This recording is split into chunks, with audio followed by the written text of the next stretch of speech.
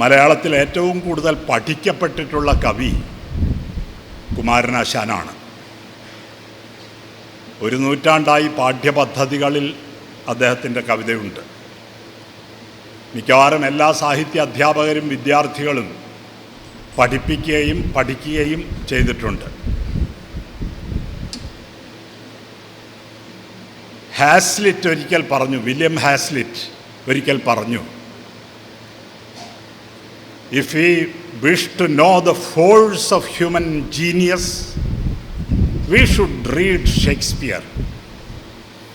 If we wish to see the insignificance of human learning, we may study his commentators. If we wish to know the force of human learning, we should read Shakespeare.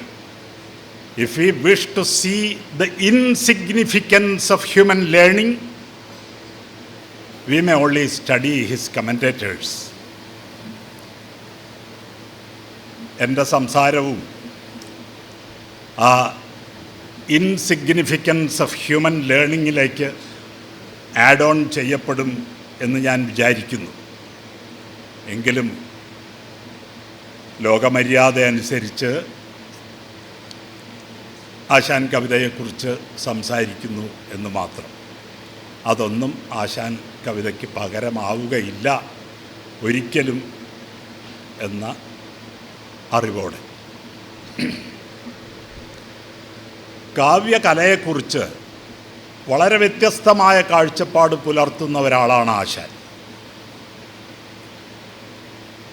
കാവ്യകല എന്ന പേരിൽ തന്നെ അദ്ദേഹം ഒരു കവിത എഴുതിയിട്ടുണ്ട്. കാവ്യകല അഥവാ ഏഴാം ഇന്ദ്രിയം എന്നാണ് അദ്ദേഹം അതിനെ വിശേഷിപ്പിച്ചിട്ടുള്ളത്. നമുക്കറിയാം, ഇന്ദ്രിയം എന്നത് ഒരു എപ്പിസ്റ്റമോളജിക്കൽ ടൂളാണ്, അറിവ് നേടാനുള്ള ഒരു ഉപകരണം, ഇൻസ്ട്രുമെൻ്റ് ഓഫ് നോളജ്. അപ്പോൾ ആത്യന്തികമായ അറിവ്, പ്രപഞ്ചത്തെക്കുറിച്ചും ജീവിതത്തെക്കുറിച്ചുമുള്ള ആത്യന്തികമായ അറിവ് നേടാനുള്ള ഒരു ഉപകരണമായിട്ട് കൂടിയാണ് ആശാൻ കവിതയെ കാണുന്നത്. 5 ഇന്ദ്രിയങ്ങളും ആ ഇന്ദ്രിയങ്ങളുടെ സൂക്ഷ്മരൂപമായ മനസ്സും ഉപയോഗിച്ച് നേടാൻ കഴിയാത്ത അറിവ് നേടാൻ ആശ്രയിക്കാവുന്ന ഒരു ഉപകരണമായിട്ടാണ് ആശാൻ കവിതയെ കാണുന്നത്. എന്നാൽ അങ്ങനെ മാത്രമാണോ? അല്ല. പ്രപഞ്ചത്തിൻ്റെ അടിസ്ഥാന ചാലകശക്തിയായിട്ട് കൂടി അദ്ദേഹം കവിതയെ കാണുന്നു. താരാമണ്ഡലം ഒരു സൗരയൂഥം എന്നല്ല, ഓരോ രേണുവും അതുപോലെ ചക്രമാക്കി പാരാകെ ഭഗവതി ഭിന്നവേഗമായി നിൻ തേരോടുന്നിത് ബുധർ എങ്ങു നോക്കിയാലും എന്നാണ്. ബുധർ നോക്കിയാലേ കാണുകയുള്ളൂ, ബുദ്ധി ഇല്ലാത്തവർ നോക്കിയാൽ അത് കാണുകയില്ല. താരാമണ്ഡലം ഒരു സൗരയൂഥം എന്നല്ല, ഓരോ രേണുവും അതുപോലെ ചക്രമാക്കി സ്ഥൂലത്തിലും സൂക്ഷ്മത്തിലും പ്രവർത്തിക്കുന്ന മഹാശക്തിയായിട്ടാണ്, അല്ലെങ്കിൽ ആ ശക്തിയുടെ പര്യായമായിട്ടാണ് ആശാൻ കവിതയെ കാണുന്നത്. അപ്പോഴാണ് അദ്ദേഹം പറയുന്നത്, ആർക്കും നിൻ വടിവറിയില്ല എന്ന്. കവിതയുടെ സമഗ്ര രൂപം അറിയാൻ ആവശ്യമായ എപ്പിസ്റ്റമോളജിക്കൽ ടൂൾ നമുക്കില്ല എന്ന്. ആർക്കും നിൻ വടിവറിയില്ല, അതുകൊണ്ട് അത് അജ്ഞേയമായിരിക്കുന്നു കവിതയുടെ രഹസ്യം. ആശാനെപ്പോലെ പാണ്ഡിത്യമോ പ്രതിഭയോ ഒന്നുമില്ലാത്ത ഒരു കവിയും അല്ലാത്ത ഒരു കവിയുടെ ഭാര്യ, റഷ്യൻ കവി യോസിഫ് മെൻഡൽസ്റ്റാമിൻ്റെ ഭാര്യ, ഒരു ചെറിയ കുറിപ്പ് അദ്ദേഹത്തിൻ്റെ ഒരു കവിതാ സമാഹാരത്തിന് എഴുതിയിട്ടുണ്ട്. അതിൽ അവരുടെ അനുഭവത്തിൽ നിന്ന് അവർ കാവ്യകലയെ നിർവചിക്കുന്നത് ഇങ്ങനെയാണ്: പോയട്രി ഈസ് എ മിസ്റ്ററി. അപ്പോൾ മഹാപണ്ഡിതനായ കുമാരനാശാനും ഒരു പാണ്ഡിത്യവുമില്ലാത്ത നട്ടാഷ മെൻഡൽസ്റ്റാമും ഒരുപോലെ പറയുന്നു, ആർക്കും നിൻ വടിവറിയില്ല എന്ന്. അല്ലെങ്കിൽ പോയട്രി ഈസ് എ മിസ്റ്ററി എന്ന്. എന്തായാലും കുമാരനാശാൻ മനുഷ്യ അസ്തിത്വത്തിൻ്റെ കാര്യകാരണങ്ങളെ, സൂക്ഷ്മതലങ്ങളെ അറിയാനുള്ള മാർഗമായിട്ടാണ് കവിതയെ ആശ്രയിച്ചിട്ടുള്ളത് എന്ന് അദ്ദേഹം തന്നെ വ്യക്തമാക്കുന്നു. അദ്ദേഹത്തിൻ്റെ ധ്യാന മനനങ്ങളുടെ ഫലമായി അദ്ദേഹം അനുഭവിച്ചറിഞ്ഞ മനുഷ്യജീവിതത്തിൻ്റെ ആന്തരിക ലോകത്തെയാണ് അദ്ദേഹം ആവിഷ്കരിക്കാൻ ശ്രമിച്ചിട്ടുള്ളത്. കരുണയും അതിൽ നിന്ന് വ്യത്യസ്തം അല്ല.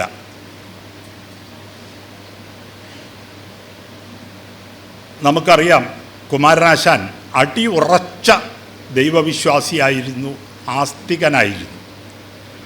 ചന്തമേറിയ പൂവിലും ശബളാഭമാം ശലഭത്തിലും സന്തതം കരതാരിയെന്നൊരു ചിത്രചാതുരി കാട്ടിയും ഹന്തചാരു കടാക്ഷമാലകൾ അർക്കരശ്മിയിൽ നീട്ടിയും ചിന്തയാം മണിമന്ദിരത്തിൽ വിളങ്ങും ഈശനെ വാഴ്ത്തുവിൻ എന്ന് ആഹ്വാനം ചെയ്ത കവിയാണ് അദ്ദേഹം. നിത്യനായക നീതിചക്രം അതിൻ തിരിച്ചിലിന് അക്ഷമാം സത്യം ഉൾക്കമലത്തിലും വിളങ്ങുക എന്നുടെ നാവിലും എന്ന് പ്രാർത്ഥിച്ച കവിയാണ് അദ്ദേഹം. നാമിങ് അറിയുവതൽപ്പം എല്ലാം ഓമനെ ദൈവസങ്കല്പം എന്ന് കൊച്ചു കുഞ്ഞുങ്ങളോട് പറഞ്ഞു കൊടുത്ത കവിയാണ് കുമാരനാശാൻ.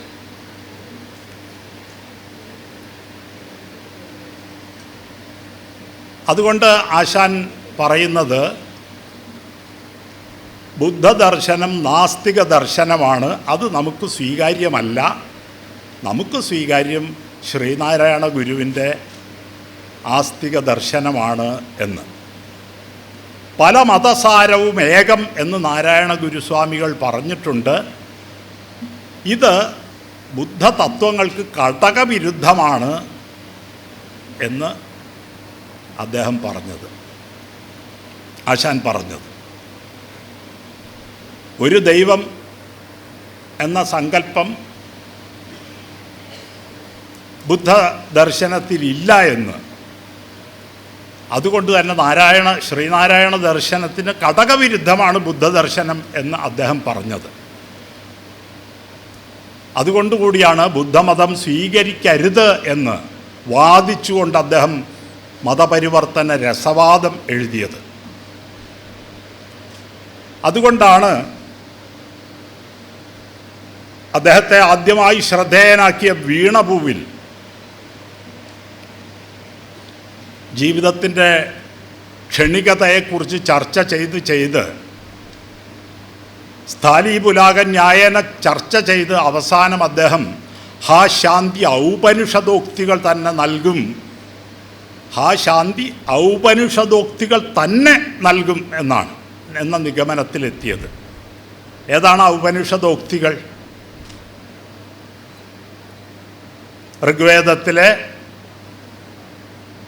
ഐതരേയ ഉപനിഷത്തിലെ പ്രജ്ഞാനം ബ്രഹ്മ എന്ന ഉക്തി, എന്ന അഫോറിസം, എന്ന ആപ്തവാക്യം, യജുർവേദത്തിലെ ബൃഹദാരണ്യ ഉപനിഷത്തിലെ അഹം ബ്രഹ്മാസ്മി എന്ന ആപ്തവാക്യം, അഥർവവേദത്തിലെ മാണ്ഡൂക്യ ഉപനിഷത്തിലെ അയം ആത്മാ ബ്രഹ്മ എന്ന അഫോറിസം, ആപ്തവാക്യം,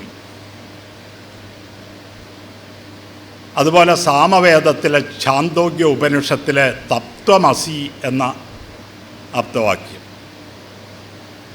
ജീവിതവും മരണവും എന്ന വൈരുദ്ധ്യത്തിൻ്റെ, ആ വൈരുദ്ധ്യം ഉളവാക്കുന്ന സംഘർഷത്തിൻ്റെ അശാന്തിയിൽ നിന്ന് മോചനം നേടാനുള്ള മാർഗമായി അദ്ദേഹം നിർദ്ദേശിക്കുന്നത് ഹാ ശാന്തി ഔപനിഷദോക്തികൾ തന്നെ നൽകും എന്നാണ്. പക്ഷേ ആ ഔപനിഷദോക്തികളിൽ വിശ്വസിക്കുന്നുണ്ടെങ്കിലും അദ്ദേഹത്തിൻ്റെ അനുഭവവും വിശ്വാസവും തമ്മിൽ പൊരുത്തപ്പെടുന്നില്ല. അതുകൊണ്ട് കണ്ണേ മടങ്ങുക, കരിഞ്ഞും അലിഞ്ഞും മണ്ണാകും ഈ മലര്, വിസ്മൃതമാകും ഇപ്പോൾ, എണ്ണീടുക ആർക്കും ഇതുതാൻ ഗതി, സാധ്യമെന്ത് കണ്ണീരിനാൽ, അവനി വാഴ്വ് കിനാവു കഷ്ടം എന്ന അനുഭവത്തെ തള്ളിപ്പറയാൻ ആശാന് കഴിയുന്നില്ല. കാരണം അദ്ദേഹത്തിൻ്റെ വിശ്വാസം ഔപനിഷദ് ഉക്തികളിലാണെങ്കിലും അദ്ദേഹത്തിൻ്റെ അനുഭവം തള്ളിക്കളയാൻ അദ്ദേഹത്തിന് കഴിയുന്നില്ല. അദ്ദേഹം സത്യസന്ധമായി തന്നെ അത് ആവിഷ്കരിക്കുന്നു. പക്ഷെ അദ്ദേഹത്തിൻ്റെ വിശ്വാസം വീണപൂവിൽ മാത്രമല്ല, 1919 എഴുതിയ ചിന്താവിഷ്ടയായ സീതയിലും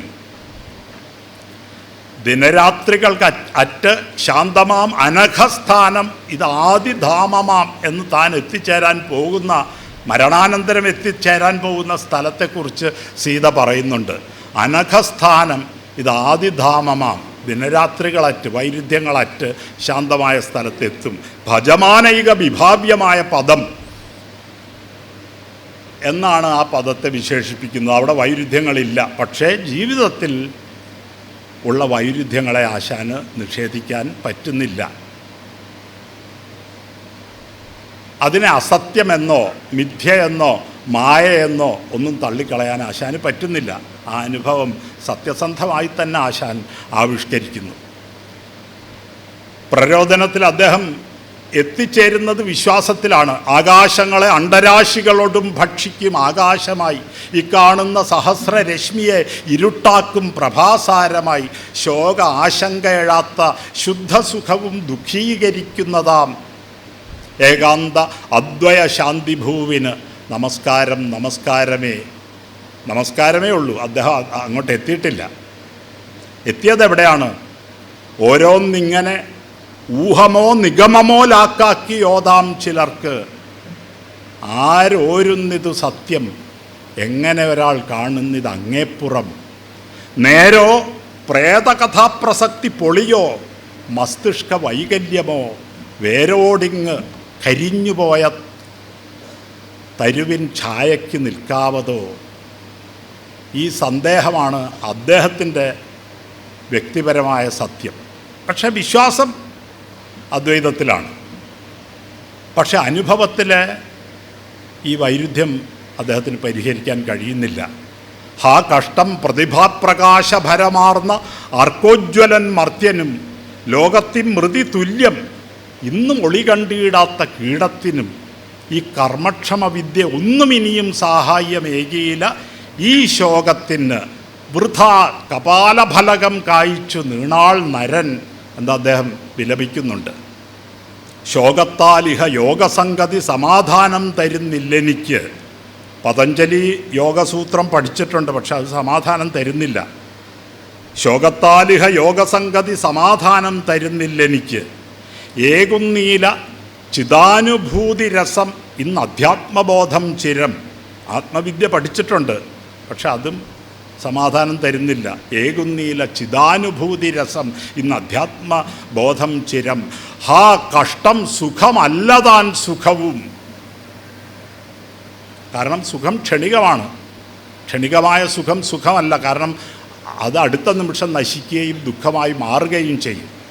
അപ്പം ഹാ കഷ്ടം സുഖമല്ലതാൻ സുഖവും, ഇല്ല ഐകാന്തികം സൗഖ്യം. ഈ ലോകപ്രീതി ദശാനിബന്ധനി, ഉപാസിക്കുന്നു ദുഃഖത്തെ ഞാൻ. അതാണ് അദ്ദേഹത്തിൻ്റെ അനുഭവം.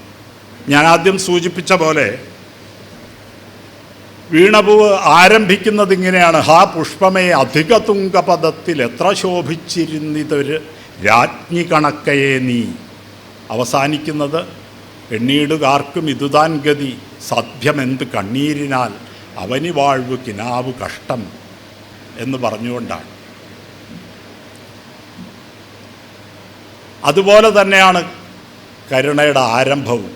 അനുപമ കൃപാനിധി അഖില ബാന്ധവൻ ശാക്യജിനദേവൻ ധർമ്മരശ്മി ചൊരിയും നാളിൽ ഉത്തരമധുരാപുരിക്ക് ഉത്തരോപാന്തത്തിലുള്ള വിസ്തൃത രാജവീഥി തൻ കിഴക്കരികിൽ, സ്ഥലവും കാലഘട്ടവും സൂചിപ്പിച്ചുകൊണ്ട് കാളിമ കാളും നഭസ്സെ ഉമ്മ വയ്ക്കും വെൺമനോജ്ഞ മാളികയൊന്നിൻ്റെ തെക്കേ മലർമുറ്റത്തിൽ വ്യാളീമുഖം വെച്ചു തീർത്ത വളഞ്ഞ വാതിലാർന്ന് അകത്താളിരുന്നാൽ കാണും ചെറുമതിലിനുള്ളിൽ ചിന്നിയ പൂങ്കുലകളാം പട്ടുതൊങ്ങൽ ചൂഴുമൊരു പൊന്നശോകം വിടർത്തിയ കുടതൻ കീഴിൽ മസൃണശിലാസനത്തിൻ ചെരിഞ്ഞ പാർശ്വത്തിൽ പുഷ്പവിസൃമര സുരഭിയാമുപധാനത്തിൽ മെല്ലയൊട്ട് ചാഞ്ഞും വക്കിൽ കസവുമിന്നും പൂവാട തെല്ലളകോപരി ഒരു വശത്താക്കിയും കല്ലൊളി വീശുന്ന കർണപൂരമാർന്നും വിടരാത്ത മുല്ലമാല മിന്നും കൂന്തൽ കരിവാർമുകിൽ ഒട്ട് കാണുമാറും അതിനടിയിൽ നൻ മൃഗമതപ്പൊട്ടിയെന്ന മുഖചന്ദ്രൻ സ്ഫുരിച്ചുകൊണ്ടും ലോലമോഹനമാം തങ്കപ്പങ്കജത്തെ വെല്ലും വലംകാല് ഇടത്തു തുടക്കാമ്പിൽ കയറ്റിവെച്ചും രാമച്ച വിശറി പനിനീരിൽ മുക്കി തോഴിയെക്കൊണ്ട് ഓമൽ കൈവള കിലുങ്ങ ഒട്ട് വീശിച്ചും കഞ്ചബാണൻ തൻ്റെ പട്ടം കെട്ടിയ രാജ്ഞി പോലൊരു മഞ്ജുളാങ്കിയിരിക്കുന്നു മതിമോഹിനി.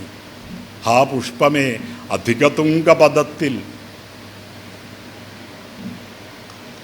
ശോഭിച്ചിരുന്നിതൊരു രാജ്ഞി കണക്കയേ നീ.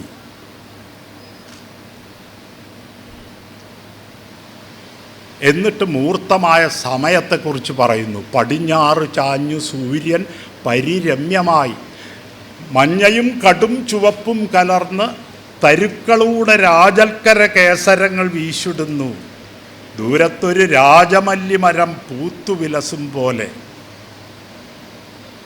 സന്ധ്യയാണ്. ബോധത്തിൻ്റെ അസ്തമയ കാന്തിയിലാണ് ഇരിക്കുന്നത്. വിവേകത്തിൻ്റെ